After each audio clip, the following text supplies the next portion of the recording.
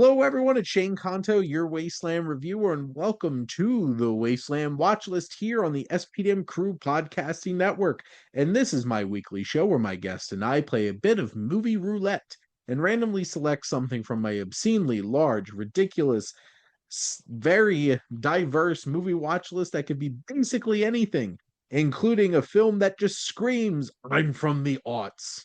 And joining me for this episode is fellow crew member, it is Luke. Do you believe in ghost Shane?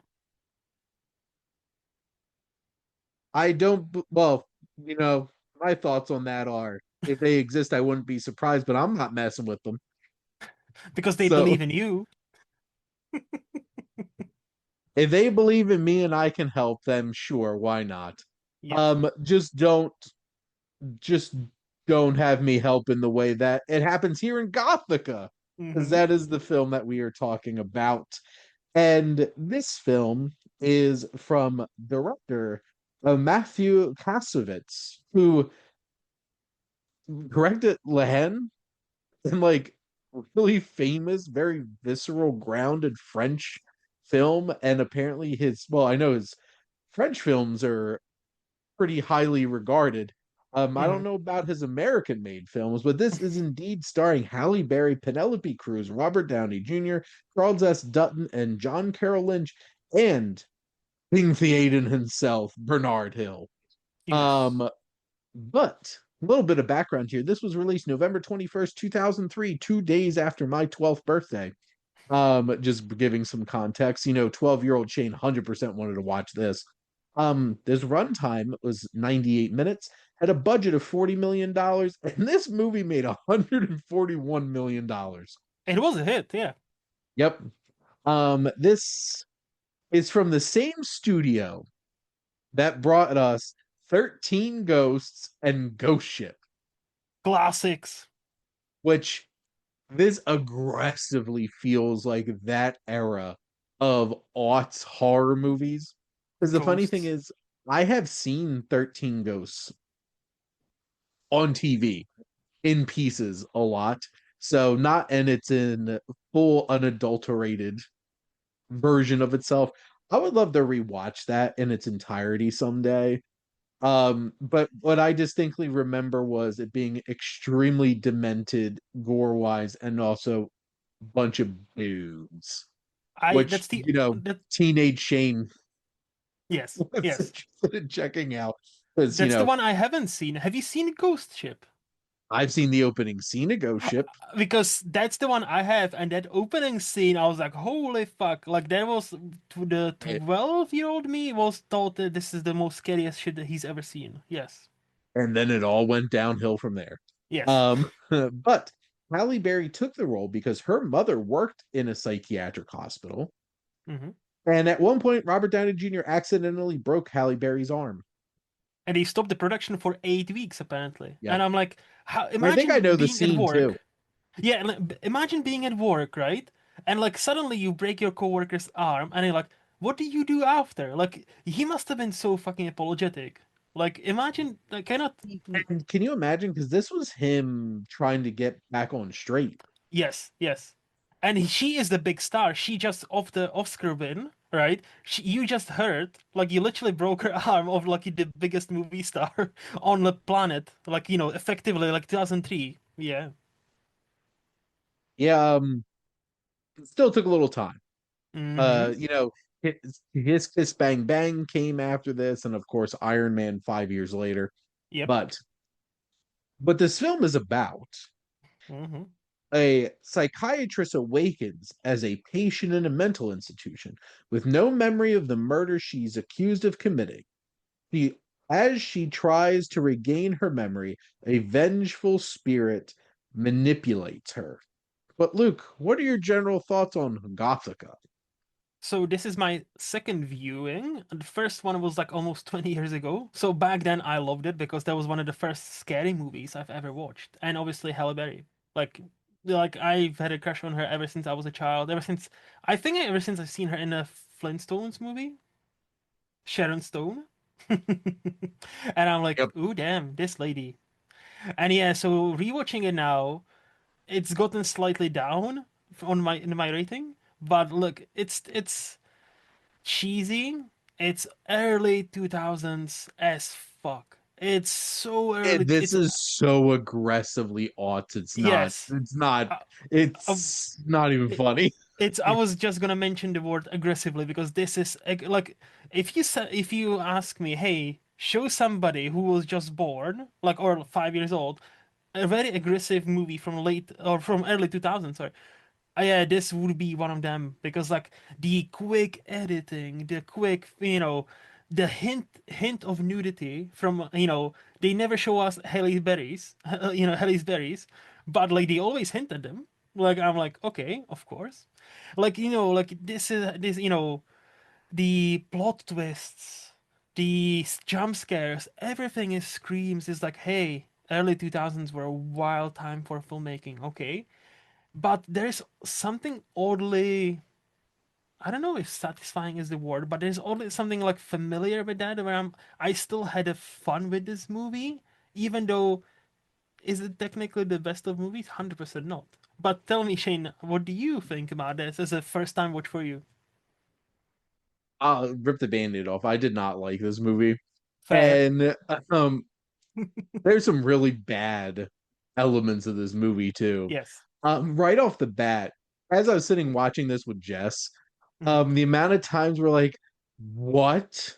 From just the first half of this movie when she's stuck in uh this psychiatric ward, which this was not a good sign. That related movie that came up was The Ward, as in John Carpenter's worst movie, Hmm. and his last movie is like the idiocy of whoever wrote this movie knows nothing about this topic, Hmm. because there are so many incredibly head scratching moments in this movie that make absolutely no sense.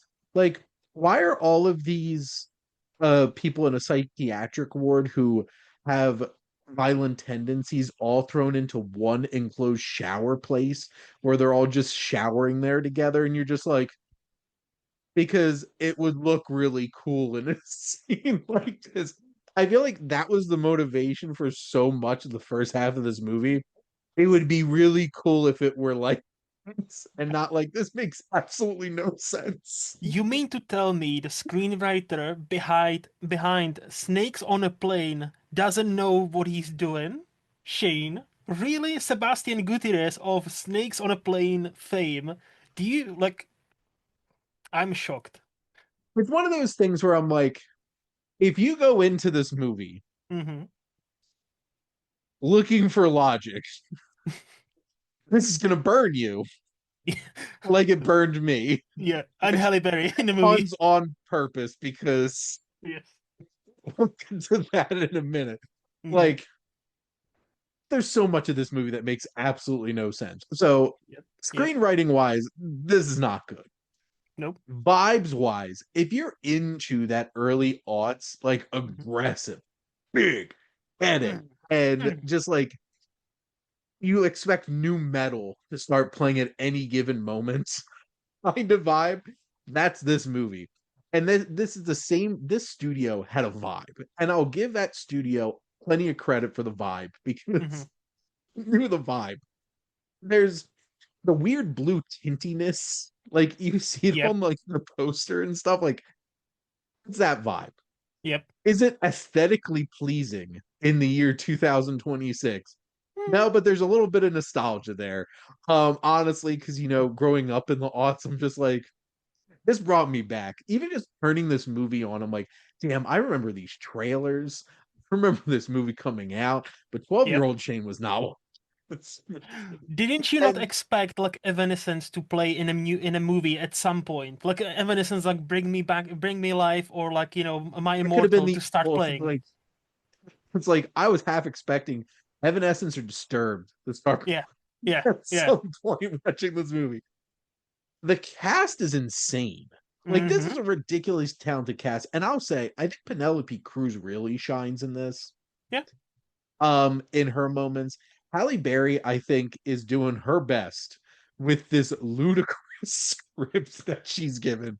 Robert Downey Jr. is playing a very specific character that I feel like few actors could pull off, being that smarmy and sarcastic, and Hmm. also very sexually um Lasting over, inappropriate. lasting over Halle Berry. Yeah, yep, yeah, yeah. Which, like, that moment where she's just straight up, did we have an affair? No. Did we want to have an affair? Yes. I'm like, what? What?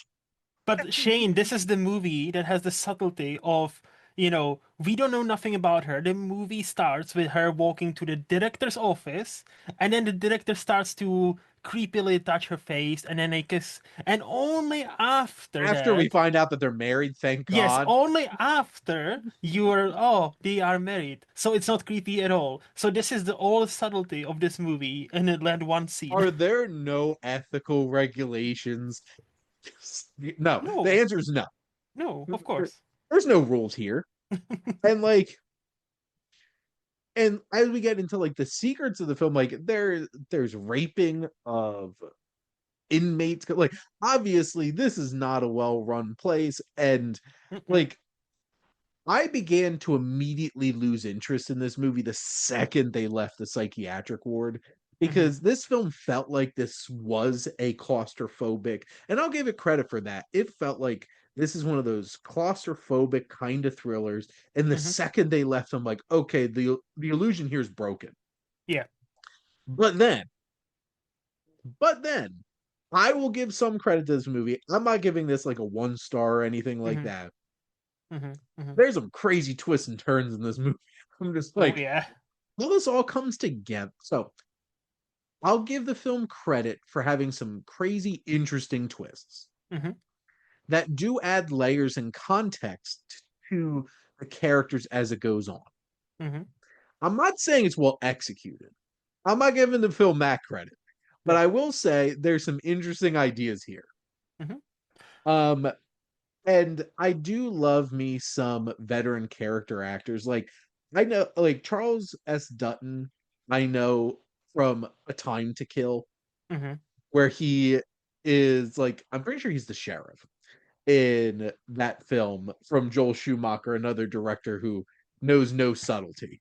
Uh, but that's fine. Mm-hmm. The director of Batman and Robin, and I love John Carroll Lynch, Yes. and we spoil things here, so if you don't want to know what this movie's really about, stop listening for now and go watch the movie. So when we find out that this whole entire time that she has been possessed by the dead daughter of the guy who runs this place, Bernard Hill, who was murdered by her own husband that she is accused of murdering, which I guess technically she did. Mm-hmm. Mm-hmm. Not She technically, did, she but she yeah, was she was possessed. possessed. She Yes. was possessed, So but your honor, literally, that's legally she was possessed, your honor. So like case dismissed. is that, I guess, like, that has to be, you're gonna plead temporary insanity, right? Like, you were literally not in control of yourself. But if you plead insanity, can you walk on a street like at the end of a movie as freely as Halle Berry did? Well, I Probably guess not. if you prove that you were possessed, yes. Because, like, are you still possessed? No. Then are you gonna do this again? No. So if I was a reasonable judge in this universe where nothing is reasonable, that makes sense to me. But the ghost believed in her, Shane, okay? So like, we Oh, cannot Luke, we forget. will get to that in a minute. Okay. Because if this movie knew how to, like the very end of this movie, we'll get to in a minute. Yes. But see, the thing is, like, the possession part, the crazy serial killer reveal that her husband was a serial killer, and uh, being helped by his best friend, which I saw that coming a mile away the second I remembered he's like, he was my best friend. I'm like, that guy. John Carroll Lynch was acting way too intense and weird for that not to happen. And I'll Hmm. give it a lot of credit. He went hard in that final sequence as crazed killer guy. I'm just like, I do appreciate a good crazed killer acting moment. Mm-hmm. until you got lit on fire, and that fire looked so bad. Early 2000 CGI, baby. Yep. Yes. Um, Luke, did you immediately think it was Robert Downey Jr. at the start? Because I did, because he was suspicious AF. I couldn't remember. Like I don't I couldn't remember the twist. I knew there was a twist. I Mhm. didn't remember there was, her husband wasn't on it. I didn't remember that part. And I think I was like, no, that's too obvious. I don't think that's him. And I was like, and the moment when the sheriff is like behaving the way he behaves, and then when he sits down in a cell with, I was like, That oh, was so duh, weird. it's him. And Yes. he was like coyly having that conversation about like, but if they did, Yeah, you're a psychologist. Like, tell me, like you tell me, right? And I'm like, well, that moment, "Mm, and I loved the montage intercut of him asking these weird questions, and so early on, Robert Downey Jr. sits in front of a computer and starts yes. looking up stuff, and I'm like, ah. There's some comforting elements of just how aggressively early aughts this is. Like, going on to like a box computer, Hmm. looking up stuff on the early internet and databases, stuff like that. I'm I just like, I think this is a perfect movie for when you have a buddies over and you have a marathon of not bad. I don't think it's a bad movie. I don't think it's a great I movie. think it's a bad movie, but Okay, I fair, understand. fair. But I think, like, because there's like several movie marathons you can put on, and you can watch purposefully bad movies. And I'm talking like Human Centipede. I did that. No, not recommended. I like, I think there is a certain marathon of movies where you can put on, hey, let's do an all-nighter and let's watch cheesy 2000 horror movies, but not ultimately, not like, not The Fog. The Fog from 2005, that's a bad, not funny movie. I don't know if you've watched this. That's a don't.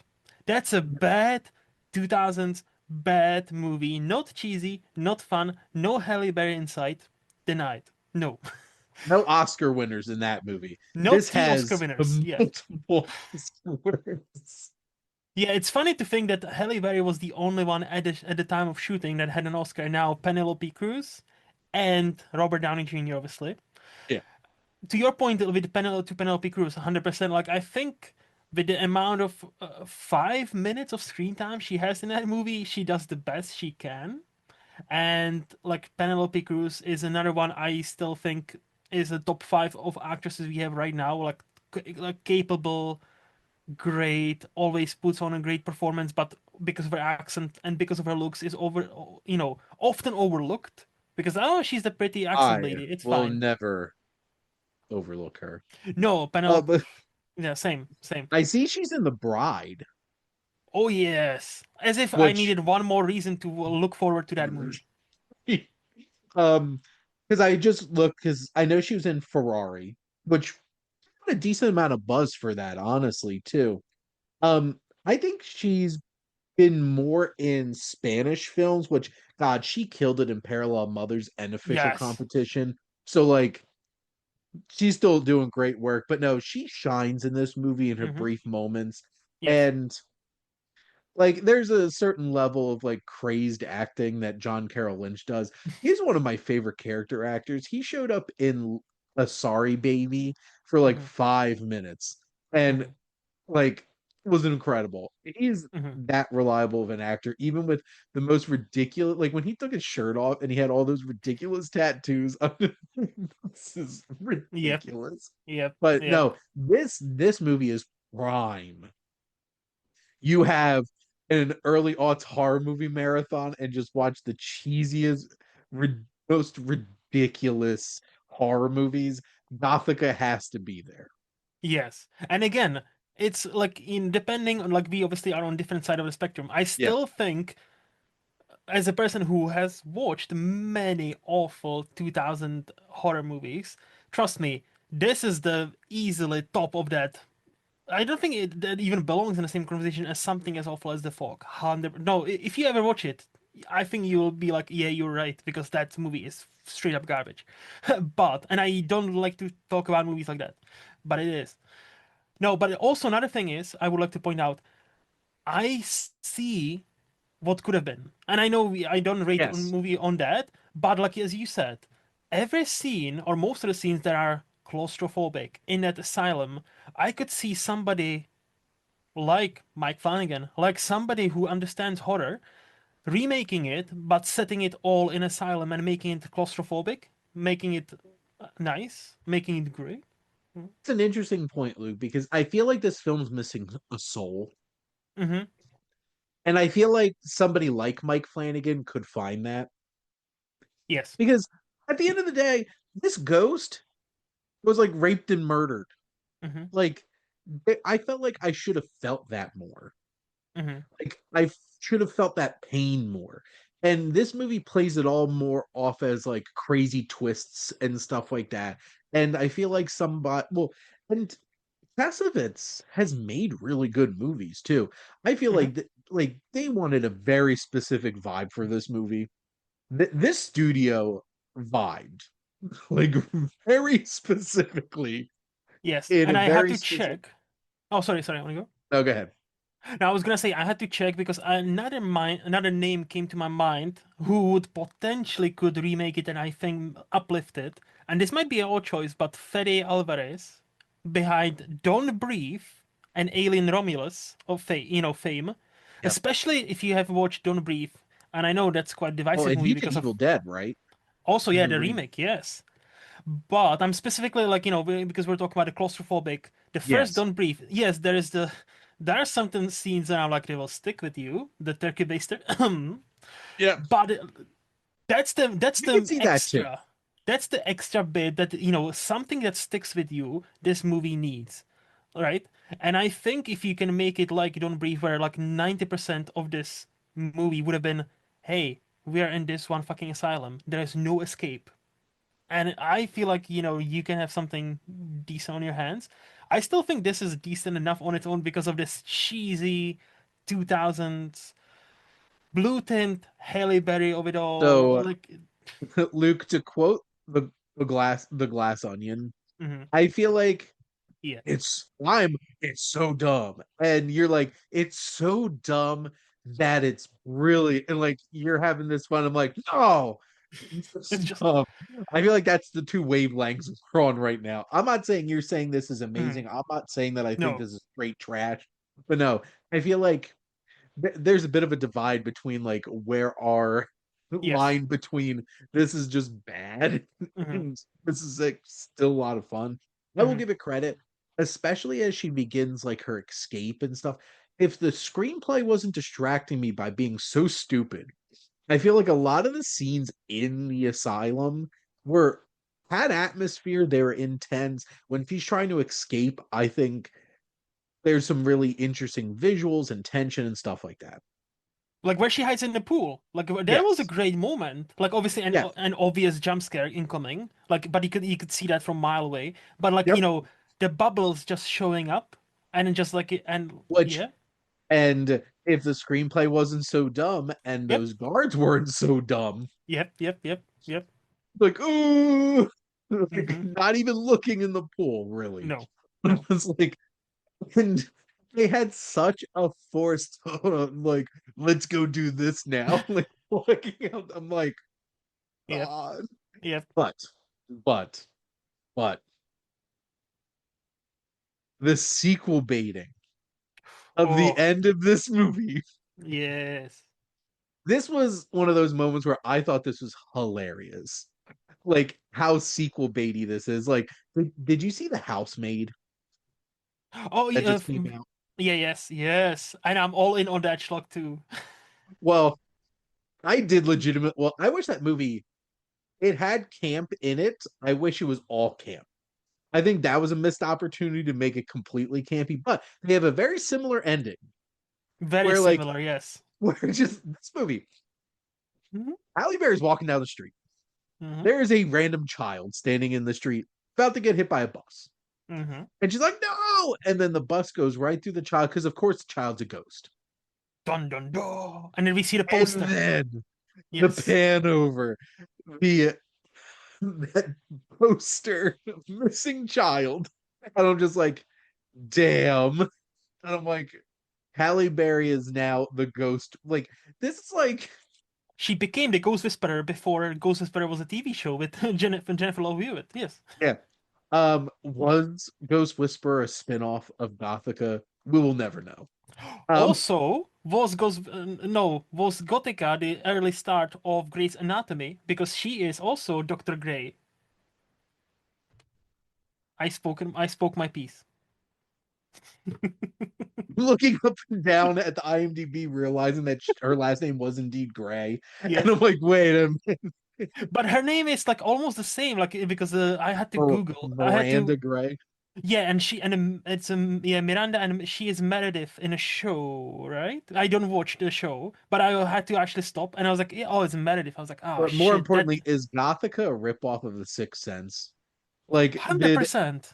Yes, yes. I'm like, I just like this is exactly like she becomes Haley Joel Osment's character. She just goes around helping ghosts.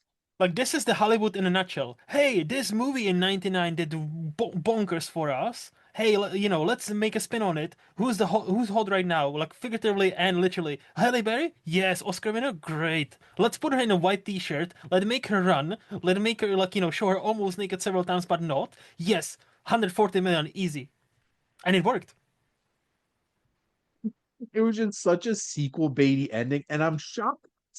Wait, actually, to be fair, I don't know if this got like a straight to like video sequel or anything like that. It's $140 million. How did this not get a sequel? This studio must have went under, and never It got did. around to. It did, I think. I don't think there's a. I'm looking it up now. There's no direct sequel, not even a direct to DVD. So I think because the studio of they had quite a few bombs. So I think the what was it like Dark something Studios. Like it's obviously was owned by the major studios, but there was like something like Dark at the beginning. Yeah, And I was like, oh, I haven't seen that in ages. And I was like, yeah, they went under.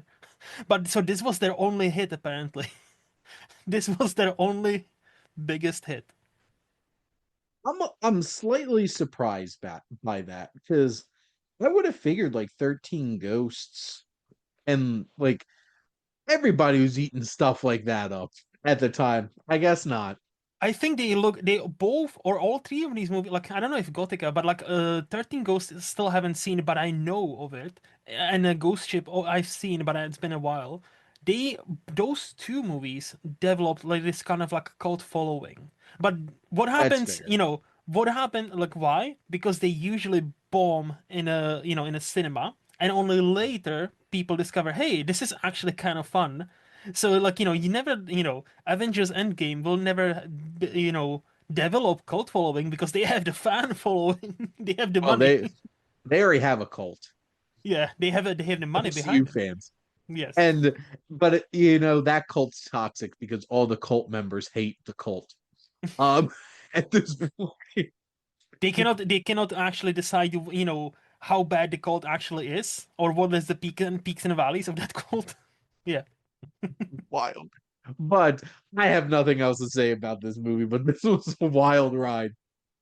This is probably the most fun episode of the Wasteland watch list since my buddy Joe and I talked about what was that werewolf movie that was also really bad that we wound up talking about from around this era. Is it See, actually just Werewolf from 2010? no, or no, what was it? I'm looking it up now. This was pretty early on in me doing this show. Okay. It was first. Thirst. Wait, that's not a South Korean one, is it? No, that's about No, vampires. trust me, this movie was a completely misguided shit show of like aughts early 2010s movie that I think Wes Craven was supposed to be involved with or some shenanigans and it just turned into a hot mess. Say less. Sometimes sometimes a hot mess is just as much fun or even more fun to talk about than an actual good movie. And Mm-hmm. sometimes you take the wrong lesson from that and try to make a Broadway show like the producers. But it's like, hey Luke, but what if we made a really bad movie Yes, correct. and committed tax fraud based off of it? But the movie makes money. But then the movie makes money. Mm-hmm. But Luke, thank you so much for coming on as always to talk movies with me. Anytime. And remember, Shane, the ghosts still believe in you, in you, even though you don't. Just remember that. I believe in the ghosts. I don't believe in Gothika. But thank you all for listening. Make sure to like, comment, and share on this episode. What's your favorite aughts horror flick? That very aggressive, specific era of horror movie making at the time. And make sure to follow or subscribe or listen to your podcast. The SPDM Crew Podcasting Network is ever expanding and ever evolving. With so many great shows, all different types of interests, especially if you love movies, there's plenty of that. And if you want to be a guest on one of these shows, like this show specifically, or if you have an idea for a podcast and you want to have a place to start, make sure to reach out to us on our website. And if you like our logo, check out HiFlyer Creative for all your digital marketing needs. But most importantly, thank you as always for tuning in and supporting the Wasteland Watchlist here on the SPDM Crew Podcasting Network.